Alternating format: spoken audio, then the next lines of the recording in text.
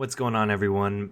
My name is Krupadoop, and welcome to another video. Today we are going to be talking about Overwatch, and this is the first episode of my Just the Tips episode series, trying to help players get familiar and better at Overwatch. And today we're going to be talking about adaptability and teamwork. So, as you all know, if you're watching this video right now, today is May 24th, and Overwatch just released yesterday at 6 p.m. Central Time. So I hope everyone is enjoying their experience so far. I definitely am. I played for a fair amount of hours last night. So anyways, this advice will serve you well today and in the coming weeks of Overwatch's meta as it becomes more solidified. So adaptability is a concept that most of us are familiar with in competitive gaming and in life in general. The first point I want to make is that in order to be a good Overwatch player, you need to be, 1, adaptable, and 2, you need to learn good team composition.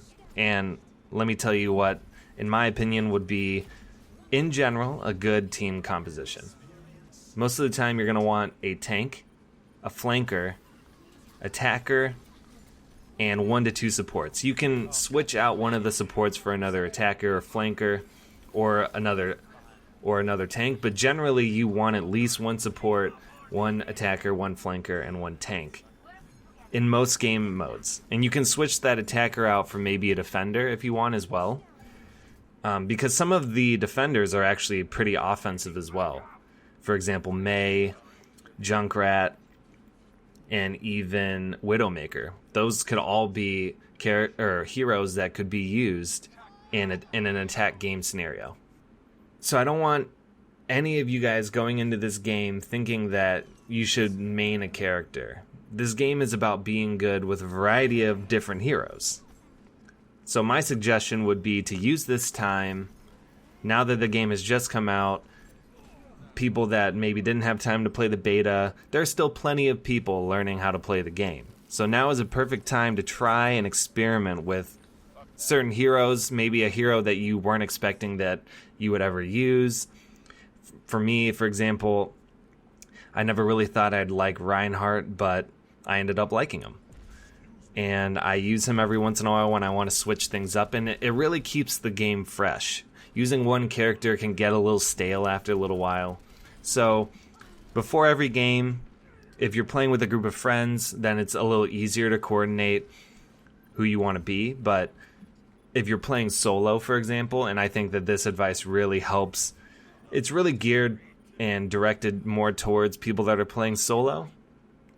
I would wait for maybe 15 to 20 seconds at the beginning of every game and sort of figure out what everyone on your team, what heroes they're choosing, and then choose your hero based off of what they choose, and that's being adaptable.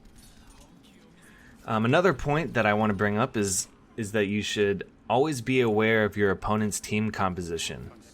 Find counters to their heroes' choices, and a couple of examples of this would be if you're attacking and your opponents have a Widowmaker, she can easily be countered by a decent Tracer or Reaper. All you need to do is flank that Widowmaker and kill her from behind. She's pretty squishy, and you'll see this time and time again. You'll be in a team with a bunch of random players, and we'll just be hitting our heads up against the wall, and we won't be making any progress. It feels like the other team's just better, and most of the time it's because our team composition isn't that great, and someone needs to change characters in order to counter the opponent's hero choices. Another example would be if your opponents have a Bastion, it can be flanked and defeated by Genji's deflection. So just run up to the Bastion, make yourself a target. Well, don't just run straight up to him, but try to find a flank, get in front of him, make him target you, and then use deflection to kill him, or just kill him from behind.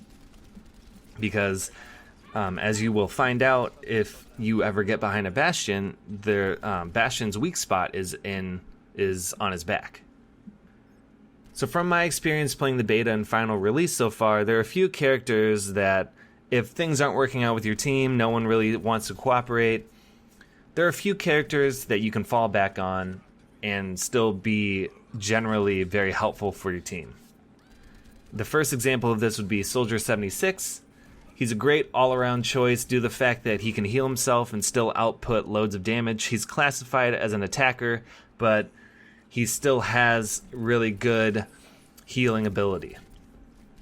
Lucio is also another top-tier choice, and if you look at tier lists for heroes in Overwatch right now, Lucio's at the top, or one of the top 3, I would say. And he's just a really good all-around hero to choose. If you need someone and don't really know who you want to go with at first, he can slide on walls, he can heal his teammates, and all you need to do is be in line of sight of your teammates, and you can heal them or give them a speed boost. And his super ability, his ultimate, allows you to give your entire team a shield buff. On defense, Mei is also a great choice because she's just overall a pain in your opponent's ass. She can freeze people. Her right click is really powerful. Her secondary attack, if you're playing on consoles. And overall, Mei is just really hard to play against if the person playing Mei is decent. The last character that I would say is a good all-around choice, and this is mostly because a lot of the maps that are available right now are out in open spaces, but I think Pharah is a really good choice and can easily be overlooked because most people are looking at the ground level and are focused on the ground level, and Pharah is just a 3-dimensional character in the fact that she can either be attacking you from the ground or she can be attacking you from the air. But most of the time you're playing Pharah, you're going to want to be in the air and stay as far away from opponents as possible, considering that her rockets are pretty good, and if you're getting a couple direct hits or even some splash damage, you're really going to be helping your team a lot. Anyways, I hope you guys enjoyed these tips, and I hope that you're enjoying Overwatch right now. It's a great game. I think if you're on the fence of getting it, I would recommend getting it. That's just my humble opinion. I hope you guys have enjoyed listening to this commentary, and I will see you guys in the next one.